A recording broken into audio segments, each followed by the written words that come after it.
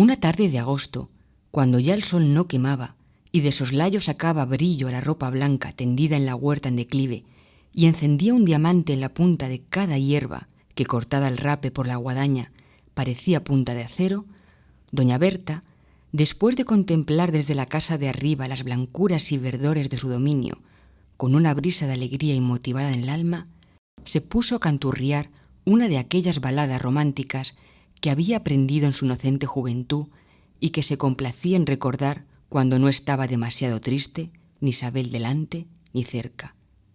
En presencia de la criada, su vetusto sentimentalismo le daba vergüenza, pero en la soledad completa, la dama sorda cantaba sin oírse, oyéndose por dentro, con desafinación tan constante como melancólica, una especie de aires que podrían llamarse el canto llano del romanticismo músico.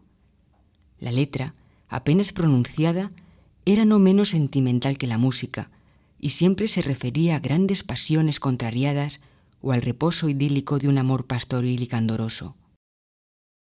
Doña Berta, después de echar una mirada por entre las ramas de perales y manzanos para ver si Isabel andaba por allá abajo, cerciorada de que no había tal estorbo en la huerta, echó al aire las perlas de su repertorio, y mientras, inclinada y regadera en mano, iba refrescando plantas de pimientos y limpiando de caracoles árboles y arbustos, su prurito era cumplir con varias faenas a un tiempo, su voz temblorosa decía: «Ven, pastora, a mi cabaña, deja el monte, deja el prado, deja alegre tu ganado y ven conmigo a la mar».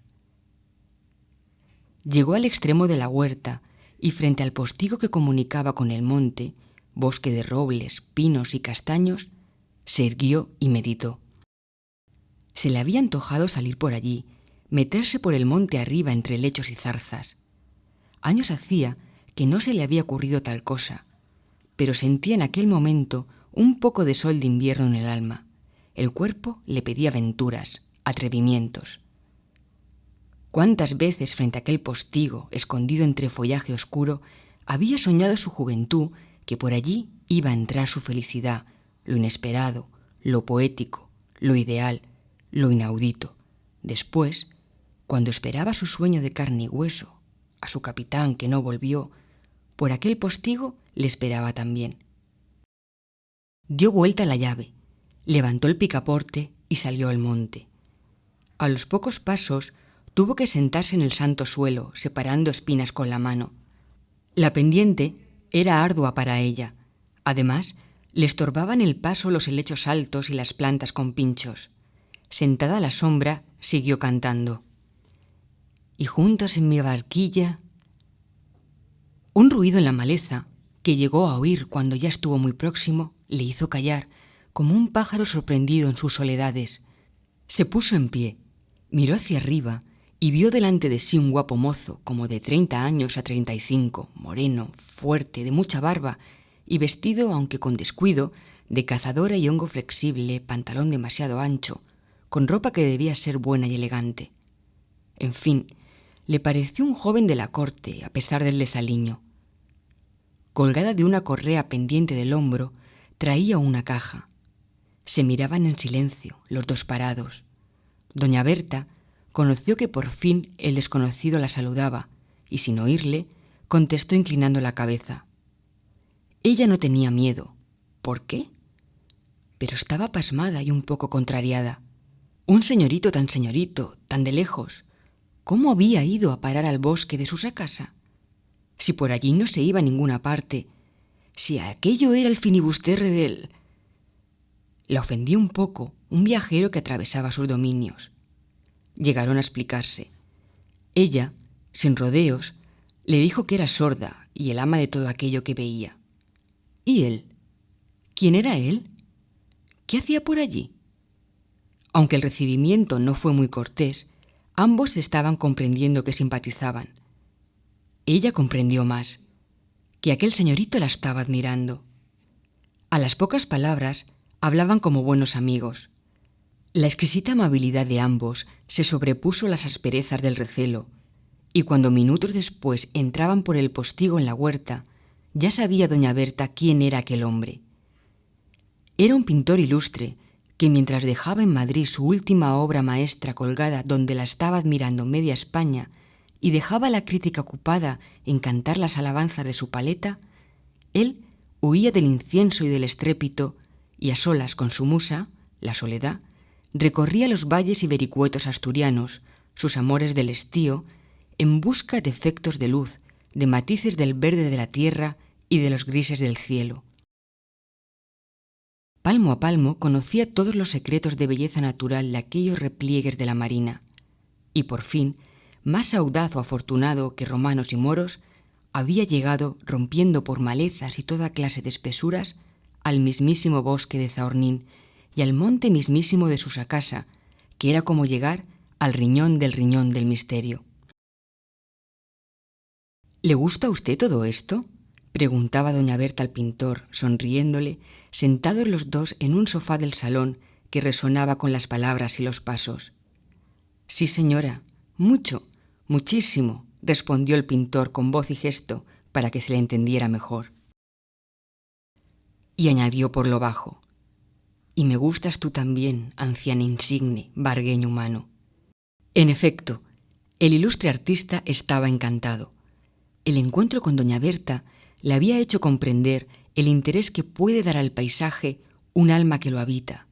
Susacasa, que le había hecho cantar al descubrir sus espesuras y verdores, acordándose de Gallare, «Oh paradiso, tu m'appartieni», adquiría de repente un sentido dramático, una intención espiritual al mostrarse en medio del monte aquella figura delgada, llena de dibujo en su flaqueza, y cuyos colores podían resumirse diciendo cera, tabaco, ceniza. Cera la piel, ceniza la cabeza, tabaco los ojos y el vestido. Poco a poco, doña Berta había ido escogiendo sin darse cuenta batas y chales del color de las hojas muertas. Y en cuanto a su cabellera, algo rizosa, al secarse se había quedado en cierto matiz que no era el blanco de plata, sino el recuerdo del color antiguo, más melancólico que el blanco puro, como ese obstinado rosicler del crepúsculo en los días largos que no se decide a ceder el horizonte al negro de la noche. Al pintor le parecía aquella dama con aquellos colores y aquel dibujo ojival copia de una miniatura en marfil. Se le antojaba escapada del país de un abanico precioso de fecha remota. Según él, debía de oler a sándalo.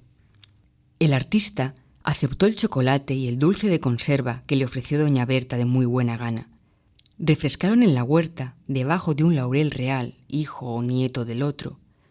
Habían hablado mucho, aunque él había procurado que la conversación le dejase en la sombra para observar mejor y fuese toda la luz a caer sobre la historia de la anciana y sobre sus dominios. La curiosidad de doña Berta, y al fin el placer que siempre causa comunicar nuestras penas y esperanzas a las personas que se muestran inteligentes de corazón, hicieron que el mismo pintor se olvidara a ratos de su estudio para pensar en sí mismo. También contó su historia, que venía a ser una serie de ensueños y otra serie de cuadros. En sus cuadros iba su carácter. Naturaleza rica, risueña, pero misteriosa, casi sagrada, y figuras dulces, entrañables, tristes o heroicas, siempre modestas, recatadas y sanas. Había pintado un amor que había tenido en una fuente. El público se había enamorado también de Socolunguesa, pero él, el pintor, al volver por la primavera, tal vez a casarse con ella, la encontró muriendo tísica. Como este recuerdo le dolía mucho al pintor, por egoísmo volvió a olvidarse de sí mismo, y por asociación de ideas, con picante curiosidad, osó preguntar a aquella dama, entre mil delicadezas, si ella no había tenido amores y qué había sido de ellos. Y doña Berta, ante aquella dulzura, ante aquel candor retratado en aquella sonrisa del genio moreno, lleno de barbas, ante aquel dolor de un amante que había sido leal, sintió el pecho lleno de la muerta juventud, como si se lo inundara la luz misteriosa a la presencia de un aparecido, el amor suyo. Y con el espíritu retozón y aventurero que le había hecho cantar poco antes y salir al bosque, se decidió a hablar de sus amores, omitiendo el incidente deshonroso, aunque con tan mal arte que el pintor, hombre de mundo, atando cabos y aclarando oscuridades que había notado en la narración anterior referente a los rondaliegos, llegó a suponer algo muy parecido a la verdad que se ocultaba, igual en sustancia. Así que, cuando ella le preguntaba si, en su opinión, el capitán había sido un traidor o habría muerto en la guerra, él pudo apreciar en su valor la clase de traición que habría que atribuir al liberal, y se inclinó a pensar, por el carácter que ella le había pintado, que la amante de doña Berta no había vuelto porque no había podido. Y los dos quedaron silenciosos, pensando en cosas diferentes. Doña Berta pensaba: parece mentira, pero es la primera vez en la vida que hablo con otro de estas cosas. Y era verdad. Jamás en sus labios habían estado aquellas palabras que eran toda la historia de su alma. El pintor, saliendo de su meditación, dijo de repente algo por el estilo: a mí se me figura en este momento ver la causa de la eterna ausencia de su capitán, señora. Un espíritu noble como el suyo, un caballero de la calidad de ese que usted me pinta, vuelve de la guerra a cumplir a su amada una promesa, a no ser que la muerte gloriosa le otorgue antes sus favores. Su capitán, a mi entender, no volvió, porque al ir a recoger la absoluta, se encontró con lo absoluto, el deber. Ese liberal, que por la sangre de sus heridas mereció conocer a usted y ser amado, mi respetable amiga, ese capitán, por su sangre, perdió el logro de su amor. Como si lo viera, señora, no volvió porque murió como un héroe. Iba a hablar doña Berta, cuyos ojillos brillaban con una especie de locura mística, pero el pintor tendió una mano y prosiguió diciendo: aquí nuestra historia se junta, y verá usted cómo, hablándola del porqué de mi último cuadro, el que me alaban propios y extraños sin que él merezca tantos elogios, queda explicado el por qué yo presumo, siento que el capitán de usted se portó como el mío. Yo también tengo mi capitán. Era un amigo del alma, es decir, no nos tratamos mucho tiempo, pero su muerte, su gloriosa y hermosa muerte, le hizo el íntimo de mis visiones de pintor que aspira a poner un corazón en una cara. Mi último cuadro, señora, ese de que hasta usted, que nada quiere saber del mundo, sabía algo por los periódicos que vienen envolviendo garbanzos y azúcar, es seguramente el menos malo de los míos.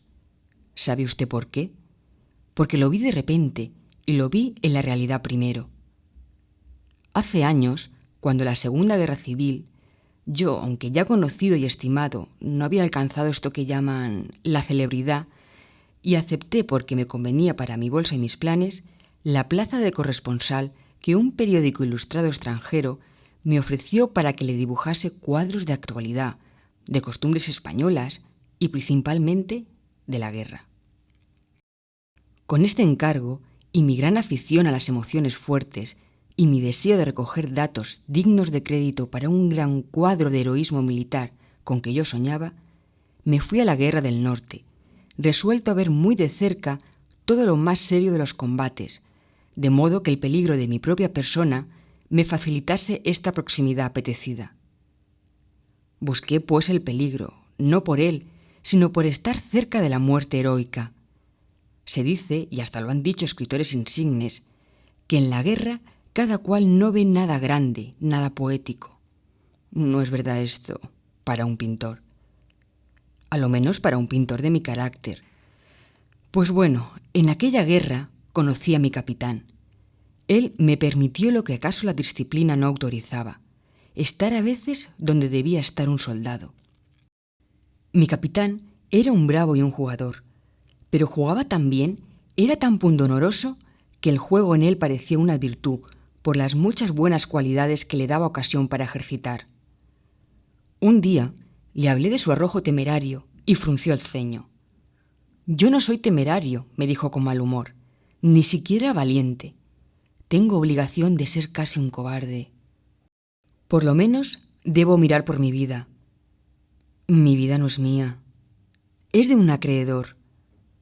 Un compañero, un oficial, no ha mucho me libró de la muerte que iba a darme yo mismo, porque por primera vez de mi vida había jugado lo que no tenía, había perdido una cantidad que no podía entregar al contrario, Mi compañero, al sorprender mi desesperación que me llevaba al suicidio, vino en mi ayuda.